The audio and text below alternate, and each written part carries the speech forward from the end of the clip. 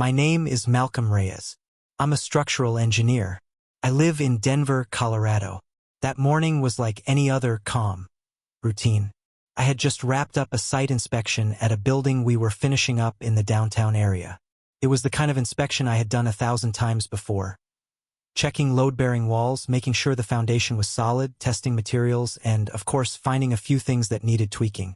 As a structural engineer, you get used to things not being perfect, but you always make sure they're safe. I got home a little earlier than usual, the sun still hanging low in the sky, casting its soft morning glow over the house. Celeste, my wife, wasn't home yet. She always took a little longer on her office days. I made myself a cup of coffee and sat by the window, reflecting on the strange sense of peace that always came over me in the mornings. The kind of peace that, looking back, felt like the calm before a storm. The phone buzzed in my pocket, snapping me out of my thoughts. It was a voicemail. I wasn't expecting anything, but I hit play anyway, half-heartedly stirring my coffee. Malcolm. Celeste's voice came through, distant and clipped. I'm sorry to do this over voicemail, but the board and I have decided that you're being removed from Reyes Access Group. Marina and I are taking the company forward without you. I hope you understand this decision. It's strictly business. I sat there for a moment, the words sinking in, but I couldn't feel anything. No anger, no shock. Just this strange numbness.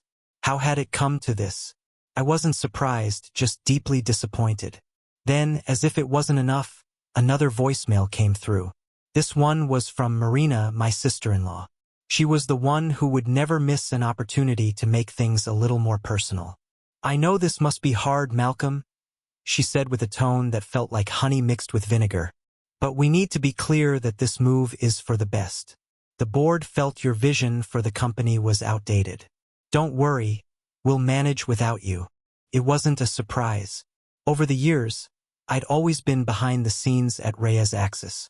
It was Celeste's family business, not mine.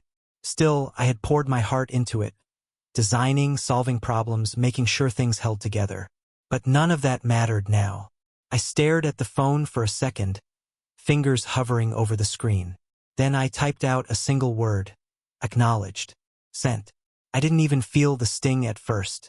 But the truth of it, that the company I had worked for, the one I had helped build, had just unceremoniously cast me aside, began to settle like concrete in my stomach. The coffee had gone cold in my hands, but I couldn't bring myself to drink it. I stood up and walked through the house, our house. Celeste had designed it, every inch of it in her minimalist style. The clean lines, the white walls, the sleek furniture. It looked more like a showroom than a home. It was beautiful in a way, but it never felt like mine. I hadn't even picked the paint colors or the furniture. It was all about her. About us, but more about her. I didn't mind at first. It was her family's company, after all. She'd inherited it from her father, who had always treated me like an outsider despite all my contributions. But in the beginning, I had wanted to be part of it. I believed in the work, in the idea of building something lasting. I thought if I just kept working hard, kept my head down, one day I'd be seen as more than just the guy who kept things from falling apart. But the more I thought about it, the more I realized how wrong I had been.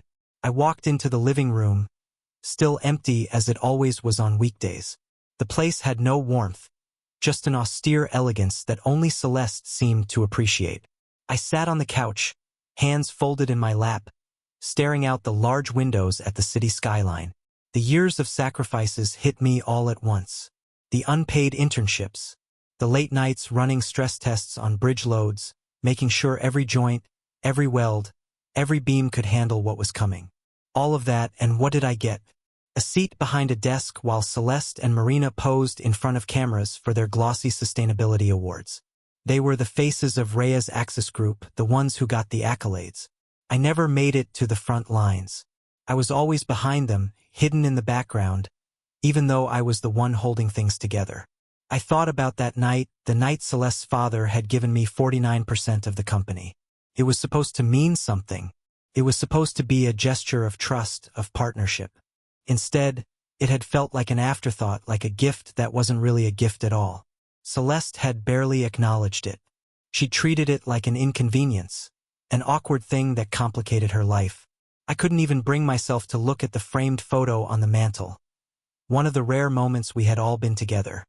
It was at a company gala the night we'd received some industry recognition. Everyone had smiled, posed for the cameras, and Celeste had looked radiant. I looked at her, and for a moment I saw someone I barely recognized. Someone I had worked so hard to be proud of, but who now seemed to be slipping away from me. That night, I had thought we were partners. But now? I was just a person who paid the bills, kept the lights on, and did all the heavy lifting in the shadows. I walked past the mantelpiece, the photo of us at that gala the night Celeste had kissed me, told me she was proud of me, and whispered that we would make this work. It was just a lie I had convinced myself was true. I went upstairs, my feet heavy on the steps. The house was too quiet. I hadn't been this alone in a long time. I entered the bedroom and walked toward the bed, standing by the window that looked out over the city. I tried to picture what my life would be like without Rhea's axis, without Celeste. The thought should have made me feel lighter, but instead it only made everything feel heavier. It felt like an end. It was hard to admit it, but it was true. I had built this life for us. And now, just like that, it was slipping away. Back then, I had worked so hard to prove myself to her father, to her. I had done everything right, followed every rule, played by their game. But now I saw it clearly. It was never about what I brought to the table. It was always about appearances, about the right connections, the right family ties. And I had never truly been part of that. I ran my hand through my hair, feeling the weight of it all. How had I missed it? How had I allowed myself to stay hidden for so long? The phone buzzed again, another voicemail. I didn't need to listen to it. It was Marina, no doubt reminding me of what I already knew. I wasn't needed anymore. I had been useful, and now I was obsolete. I turned off the phone, slipped it into my pocket, and stared out at the city. For the first time in years, I felt like a stranger in my own life. I walked to the closet and started packing a bag. I wasn't sure where I was going, but I knew I couldn't stay here any longer. That was the moment I realized I had given up so much for a life I didn't even recognize anymore. A life where I had been invisible. I spent the next few days avoiding my phone. The constant buzz of calls and messages was a reminder of everything I had lost, or maybe everything I'd given up. I didn't want to deal with Celeste's explanations or Marina's business speak. I didn't need their justifications for a decision that felt personal, not professional. But eventually, I couldn't keep avoiding it. One morning, as I sat at my kitchen table with a half-empty cup of coffee, I finally broke down and opened the social media app. I had promised myself I wouldn't look, but I had to. It wasn't that I was trying to be petty. I wasn't searching for drama. I just needed to see what the world thought about my ousting from the family company. That's when I saw it. A post from Rhea's Axis Group, the official company page. The picture was of Celeste and Marina, both in crisp business suits, holding up champagne flutes in a toast. The caption was exactly what I didn't need to see: excited to announce a new vision for Rhea's Axis Group with our new executive partner, Dorian Fox. Here's to a future focused on innovative, sustainable infrastructure. My heart sank, not because of the new executive, it wasn't about him. It was the clear implication that I had been erased.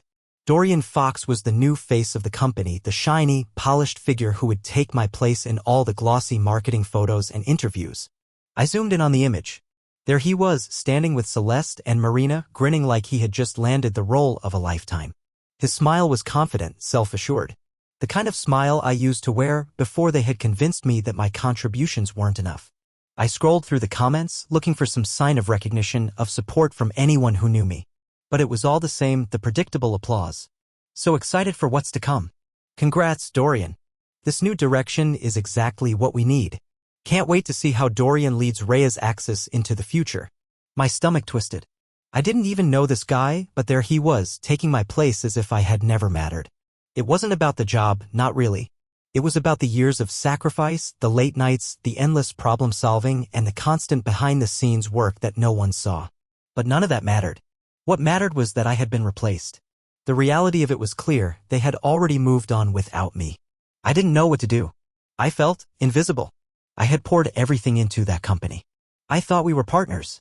But now it was so painfully clear that I had only ever been a tool, someone to fix things when they broke, someone to solve the problems, but never someone to be truly valued. I stared at the screen for a long time, as if waiting for it to change, to reveal that it was all some cruel joke. But the post stayed unchanged. I grabbed my phone and called Celeste. She picked up on the second ring, her voice as cool and composed as always.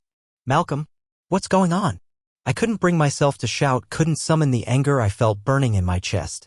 I had expected this, hadn't I? But still. I saw the post.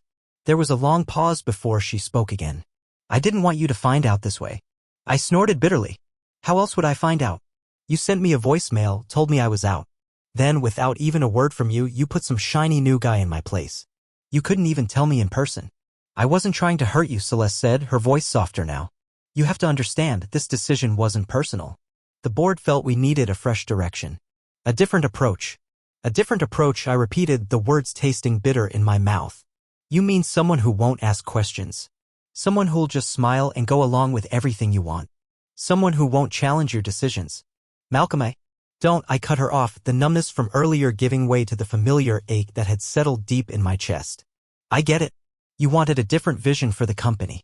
But don't pretend this isn't personal. It's always been personal. From the very start, you and Marina. You're overreacting, she interrupted. We didn't do this to hurt you. I couldn't hold it back anymore. You didn't do this to hurt me? You've been hurting me for years.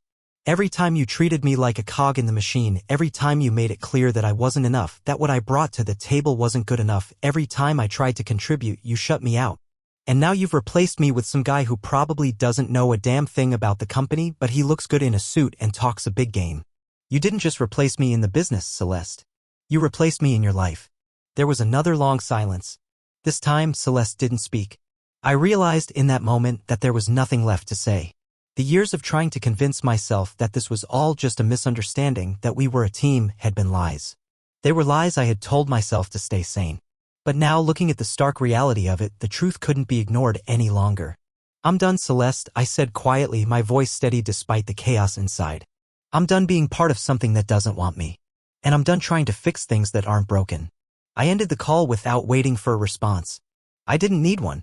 The decision had already been made, and I was done pretending it didn't hurt. As I looked out the window, my heart heavy with everything that had led me here, I realized I wasn't just done with the company. I was done with trying to fit into a life that never truly fit me. I had spent so long trying to make them see me. Now, I was going to see myself. The silence in the house was deafening. It had been days since I left Celeste's call unanswered. Since I'd stopped pretending that everything was okay, that it was all going to work out. I sat at the kitchen table, staring at my phone, not sure what to do next. But then the impulse hit me, the need to collect the pieces, to hold onto something solid before everything else fell apart. I had been a part of Rhea's axis for years. No matter how they wanted to erase me from the story now, there was something I had built, something they couldn't take away. I had always been behind the scenes, out of sight, and now it was time to change that. I stood up from the table, walked across the room, and headed for the office in the back of the house. The room where I used to work on designs late into the night, where I kept the files that told the real story of Rhea's axis, the story that Celeste and Marina were trying to bury. I turned on the light, the fluorescent glow flickering slightly as the room came to life. The walls were lined with shelves stacked high with blueprints, contracts, emails, and old project files. I had always been meticulous about keeping records. It was a habit I'd picked up early in my career, documenting everything, just in case. I never thought I'd need them for something like this, but now they felt like my only defense. I began pulling out the oldest files, the ones that held the history of my contributions. Every project I had saved, every last-minute funding I'd secured, every change order I'd quietly handled, all the work that had kept the company afloat when they didn't want to acknowledge the cost. I pulled out the ledgers, the handwritten notes from Celeste's father, those quiet agreements, the private conversations that no one else had been privy to. I began to organize them. I didn't know what I was going to do with all this. Maybe nothing. Maybe everything. But I needed to remember. I opened the first binder and found the email chain that chronicled the repairs to the Denver building we had worked on 2 years ago. It was a minor issue, but it had turned into a big problem at the last minute. I had jumped in, organizing the contractors, finding the additional funding, and making sure the job got done on time. It had saved the project from falling behind schedule, saving them from a penalty that would have cost the company millions. Another binder held a long list of repairs that had been made to older buildings, work that was never fully documented, the kind of behind-the-scenes problem-solving that kept the company running smoothly. I had put my money into it, my savings, my personal funds, just to make sure we didn't lose the contracts. The kind of work that Celeste and Marina never fully acknowledged. But it was there, in black and white, all of it. I pulled out another set of emails, contract negotiations that had been handled mostly through me. Celeste had been too busy with meetings and Marina had always had a finger in too many other pies. I had been the one making the calls, the one smoothing things over, ensuring that our company came out ahead. I compiled everything into a new folder and I titled it Substructure. This was the foundation of Reyes Axis, my foundation. It was all there. Every piece, every transaction, every decision I had made that had kept them moving forward. I didn't know what I was going to do with it yet, but I knew I couldn't let them erase me. They couldn't rewrite history like this. I had earned my place. I had paid the price. As I sat back, looking over the files, something inside me shifted. This wasn't about revenge. It wasn't about some grand showdown. It was about something deeper. I had spent too many years working in the shadows, accepting the quiet roles, the ones that were never celebrated. And now it was time for the world to see the truth. I wasn't just some background player. I was the one who held everything together, the one who had kept the foundation from cracking. Without me, they wouldn't have had a company to build. I didn't need to go to war with them. I didn't need to shout from the rooftops or make a scene. I just needed to remember. And maybe, just maybe, I would let the truth speak for itself.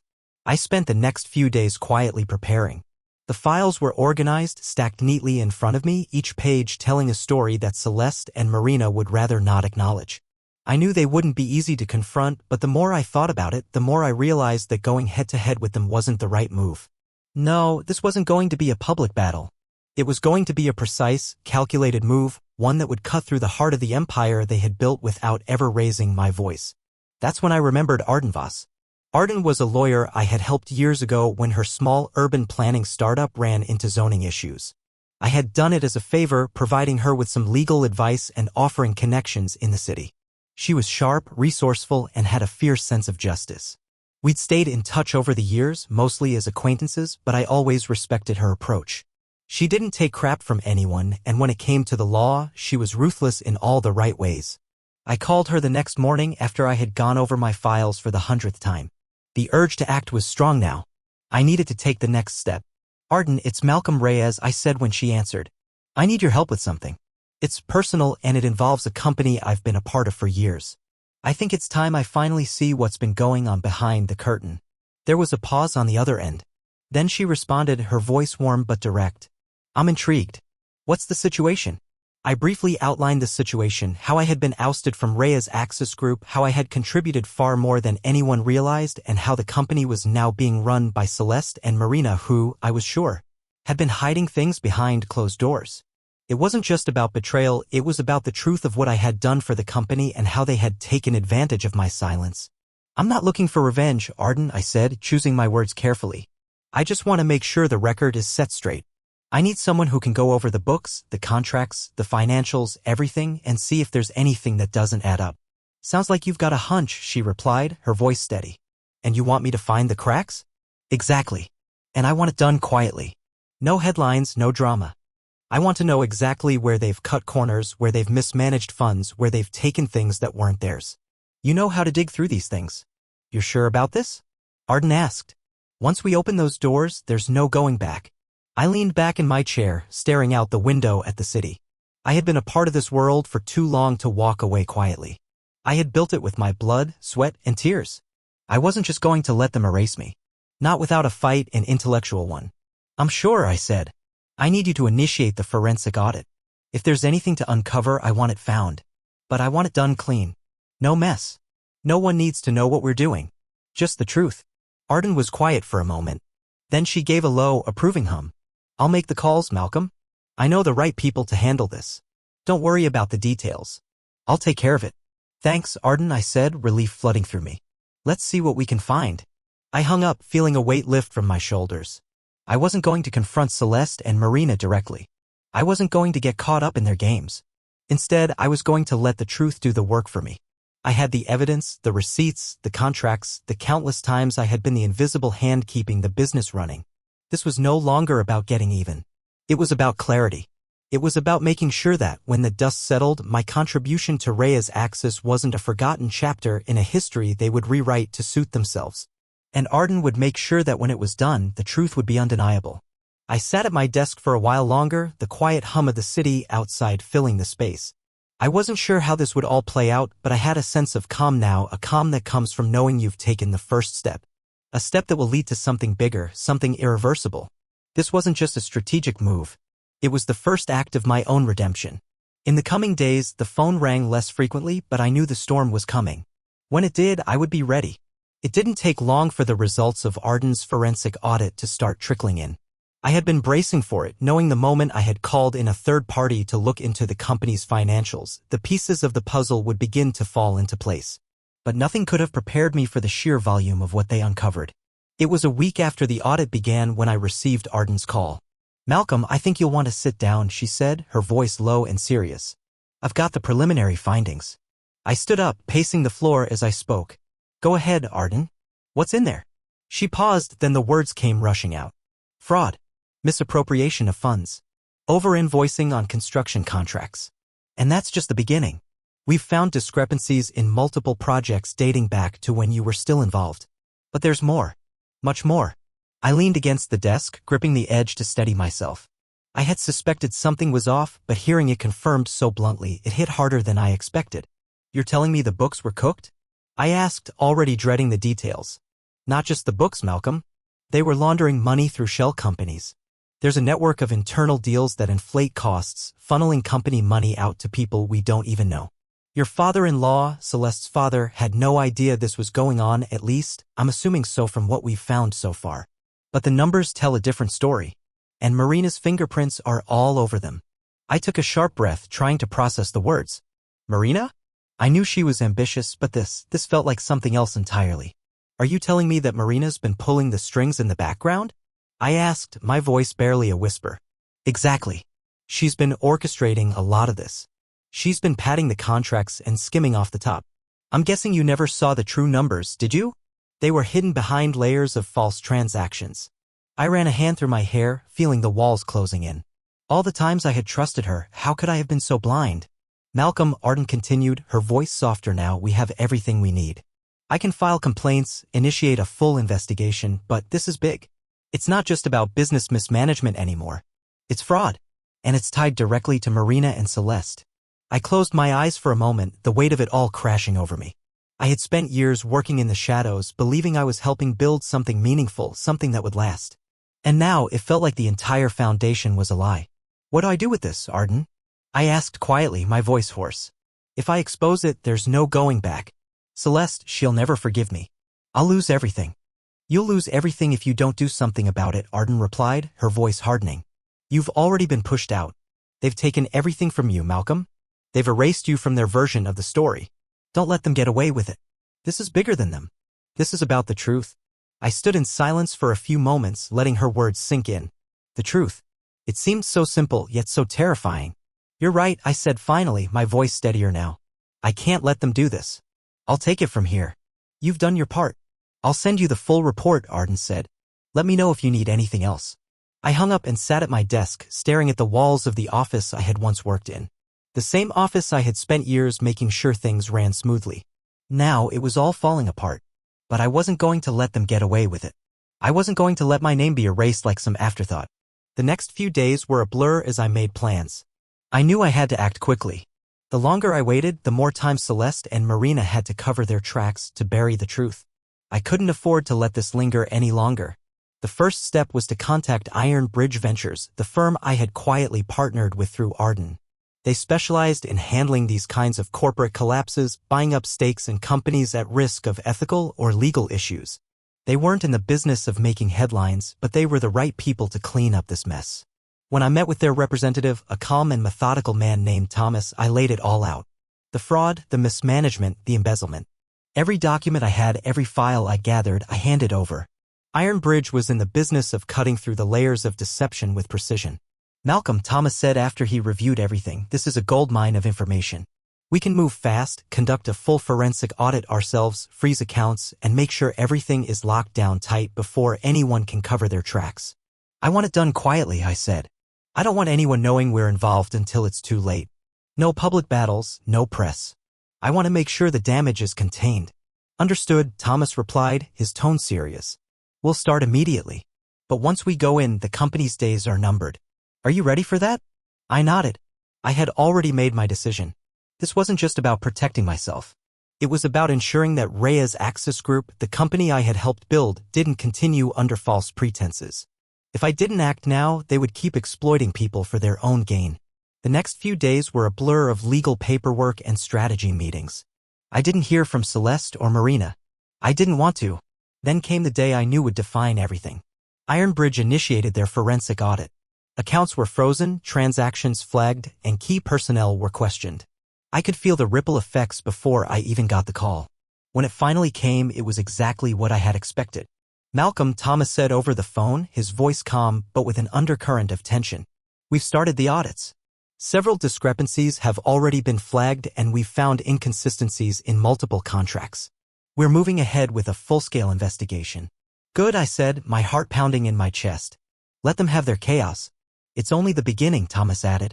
We're going to dismantle everything from the inside. I leaned back in my chair, closing my eyes for a moment. It wasn't over, not yet. But it was coming. The truth was finally coming to light, and with it, the beginning of the end for the empire Celeste and Marina had built on lies. This was only the first step. The rest would be much more painful for them, not me. It didn't take long for the fallout to begin. As the forensic audit continued, the walls that Celeste and Marina had carefully constructed began to crumble. Internal inconsistencies, fraudulent contracts, and diverted funds were exposed in rapid succession. Ironbridge had their people in place, moving swiftly, quietly. The foundation of Rhea's Axis Group was slowly being pulled apart from the inside. But as the weeks dragged on, I couldn't ignore the inevitable. The truth was coming out, and with it the ripple effect that would wash over everyone involved. But there was something I hadn't expected, something that hit me harder than I anticipated. The personal side of it. The quiet unraveling of everything I had built, not just professionally, but emotionally. One morning, as I was going over the latest report, my phone buzzed with a new message. It was from my lawyer. I opened it, the words hitting me harder than I anticipated. Malcolm, you've been served. Divorce papers. Celeste cites emotional damage caused by hostile divestment as grounds for the dissolution. I read the message again, my mind struggling to process the cold, clinical language. Divorce. After everything we had been through, the years of building, of struggling together, this was how it was going to end. I had known it was coming. Celeste and I hadn't really been us for a long time. The distance had been there for years, creeping in like a slow burn. But still, seeing it in black and white, seeing her lay the blame for the dissolution of our marriage at my feet, it felt like the final wound. I stared at the screen for a while, wondering if I should even respond. But I didn't. I didn't need to. The decision had already been made. I wasn't going to fight her. Not anymore. I walked away from the phone, the weight of everything pressing down on me. The company, the marriage, the life I thought I had built, all of it was crumbling. But this time I wasn't going to be the one to fix it. I spent the next few days gathering my things, files, documents, legal papers.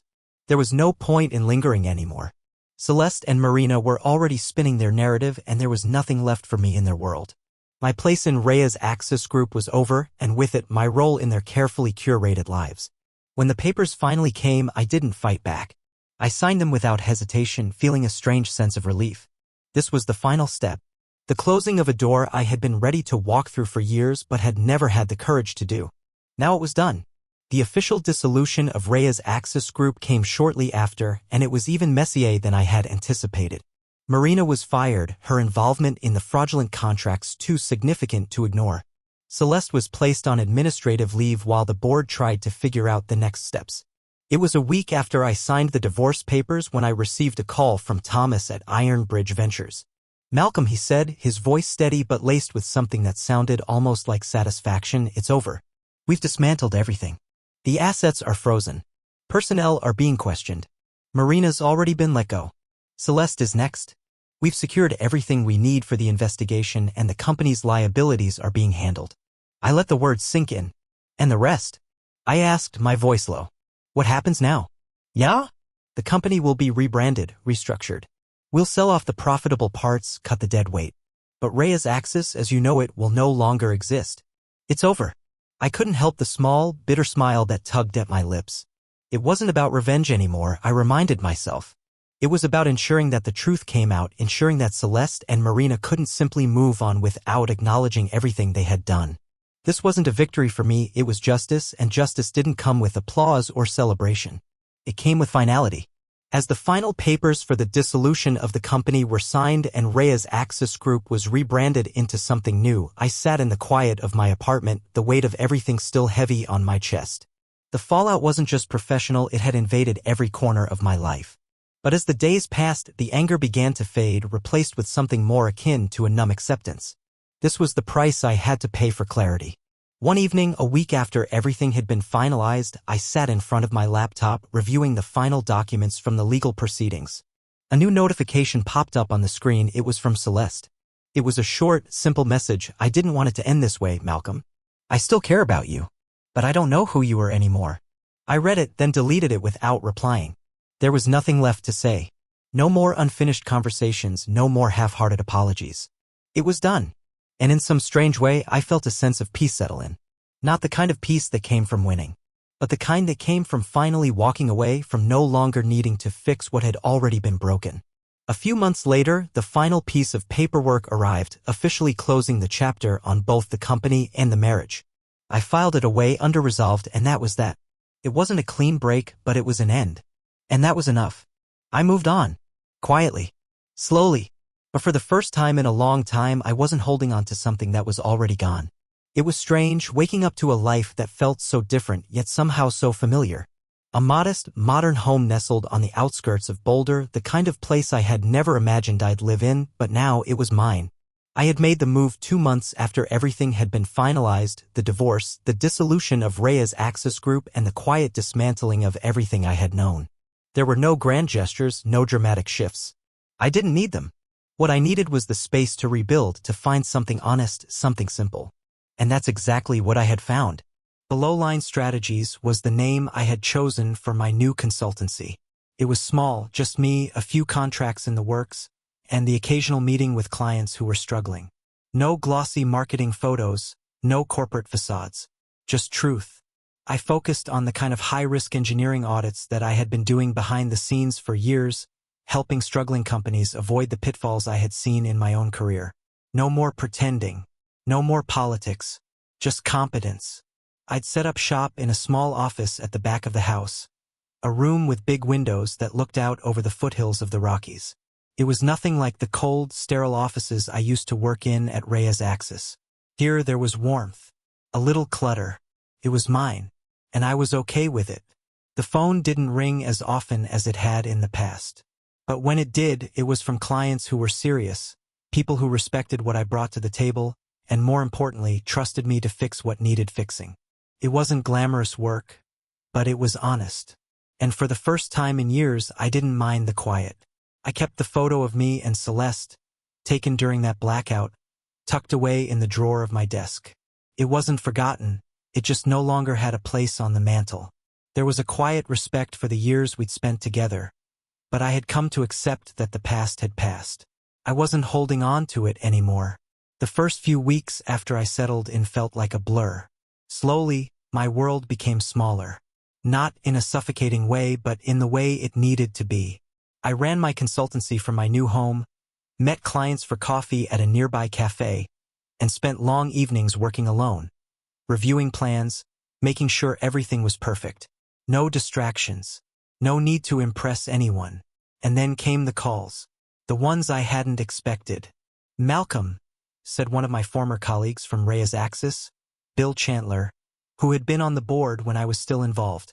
"I just wanted to say I'm sorry for how things went down. There's a lot of regret on our end, and I thought you should hear that from me personally." I sat back in my chair, surprised. Bill had always been one of the quieter ones in the room, the kind of guy who stayed out of the politics but knew what was going on. I appreciated the call, but I wasn't sure how to respond. "Thanks, Bill," I said finally, my voice steady. "It's been a long time coming, but I've moved on. And honestly, it's been for the best." There was a slight pause on the other end. "You've built something real, Malcolm. I just wanted you to know there's respect for what you did." That word again. Respect. It wasn't something I had gotten much of during my time at Rhea's Axis, but hearing it now, from someone who had witnessed it all from the inside, felt oddly validating. A few days later, another call came in. This time, it was from an old colleague, Rachel Turner, who had worked alongside me during some of the biggest projects we had taken on. She was one of the few people who had known how much I had sacrificed for the company, and her words had always meant something to me. "I heard about the new venture," Rachel said, her voice bright with enthusiasm. "And I just wanted to tell you I'm proud of you. You've got the right approach. I've been talking to a few of the board members at Iron Bridge Ventures, and I think they might be interested in some of the audits you're doing. They want someone who's trustworthy, who isn't about the flash, and I think you'd be a perfect fit. I was quiet for a moment, taking it in. Iron Bridge Ventures, the same firm that had helped dismantle Rhea's Axis, the one I'd worked with behind the scenes. It wasn't just a call for a job. It was recognition of what I had built on my own terms. Thanks, Rachel, I replied, feeling something stir inside me. Something like ambition, but not the kind that comes with a desperate need to prove something. It was quiet ambition, the kind that only comes when you've let go of everything you thought you wanted. Let me know how I can help. A few days later, Iron Bridge Ventures reached out directly. They were interested in my audit services, especially after seeing the success of some of my smaller clients. They liked what I was doing, the way I wasn't just chasing profit but focusing on sustainability, on making sure businesses could survive without cutting corners. It wasn't flashy, but it was effective. The contracts started rolling in. Small at first, mid-sized companies looking to avoid the same fate as Rhea's Axis. But with each new project, my reputation grew. And as the months passed, so did the respect from people who had never seen me as more than a background figure in the past. One afternoon, as I sat at my desk, reviewing a set of contracts for a new client, I realized something. I wasn't just building a business. I was building a new version of myself. One that didn't rely on validation from anyone else. One that was free of the facade I had worn for so long. I was no longer the invisible engineer, the background player.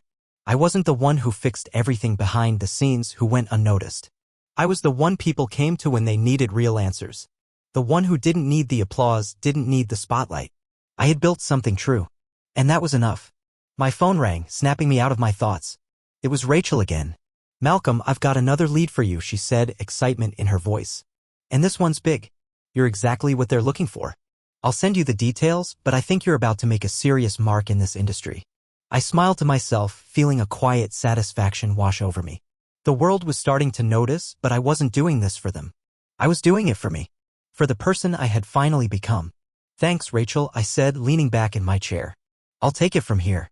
And as I hung up, I glanced at the window once more, this time looking out at the mountains in the distance. The city felt so far away now. But I wasn't looking back anymore. I was exactly where I needed to be.